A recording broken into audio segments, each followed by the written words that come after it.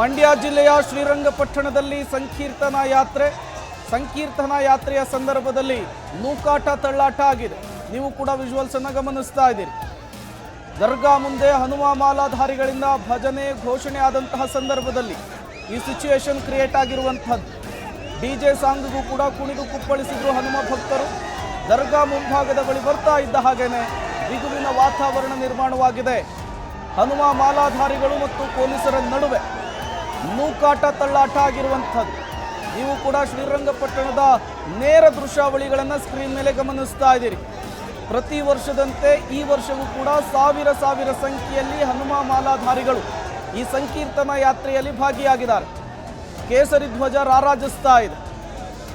ಜಾಮಿಯಾ ಮಸೀದಿಯ ಮುಂಭಾಗ ಬರ್ತಾ ಇದ್ದ ಹಾಗೆ ಪರಿಸ್ಥಿತಿ ಉದ್ವಿಗ್ನಗೊಂಡಿರುವಂತಹದ್ದು.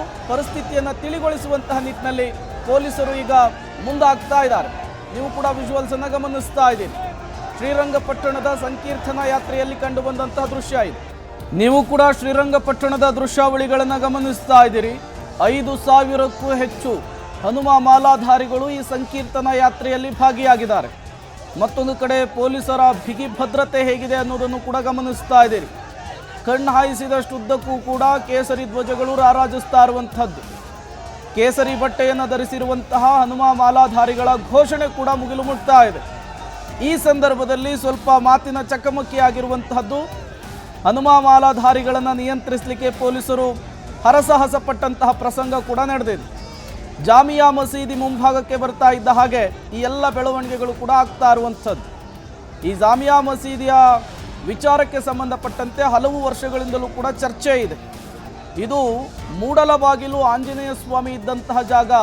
ಅದನ್ನು ಟಿಪ್ಪು ಸುಲ್ತಾನ್ ನೆಲಸಮ ಮಾಡಿ ಜಾಮಿಯಾ ಮಸೀದಿಯನ್ನು ನಿರ್ಮಾಣ ಮಾಡಿದ್ದಾನೆ. ಬಾಬ್ರಿ ಮಸೀದಿಯ ಹಾಗೆ ಇಲ್ಲೂ ಕೂಡ ರಾಮ ಮಂದಿರ ಹೇಗೆ ನಿರ್ಮಾಣ ಆಯಿತು, ಇಲ್ಲೂ ಕೂಡ ಆಂಜನೇಯ ಸ್ವಾಮಿಯ ದೇವಸ್ಥಾನ ನಿರ್ಮಾಣ ಆಗಬೇಕು ಅನ್ನೋದು ಹನುಮ ಮಾಲಾಧಾರಿಗಳ ಆಗ್ರಹ.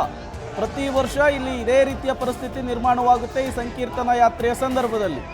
ಈಗ ಮತ್ತೊಮ್ಮೆ ಶ್ರೀರಂಗಪಟ್ಟಣದಲ್ಲಿ ಸಂಕೀರ್ತನಾ ಯಾತ್ರೆ 5,000ಕ್ಕೂ ಹೆಚ್ಚು ಹನುಮ ಮಾಲಾಧಾರಿಗಳು ಈ ಸಂಕೀರ್ತನಾ ಯಾತ್ರೆಯಲ್ಲಿ ಭಾಗಿಯಾಗಿದ್ದಾರೆ.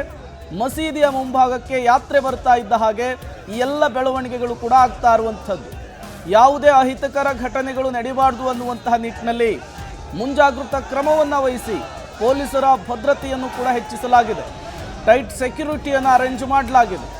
ಸುತ್ತಲೂ ಖಾಕಿ ಸರ್ಪಗಾವಲಿರೋದನ್ನು ನೀವು ಸ್ಕ್ರೀನ್ ಮೇಲೆ ಗಮನಿಸ್ತಾ ಇದ್ದೀರಿ. ಅದರ ನಡುವೆ ಹನುಮ ಮಾಲಾಧಾರಿಗಳ ಘೋಷಣೆ ಸಂಭ್ರಮಾಚರಣೆಯನ್ನು ನೀವು ಗಮನಿಸ್ತಾ ಇರುವಂಥದ್ದು.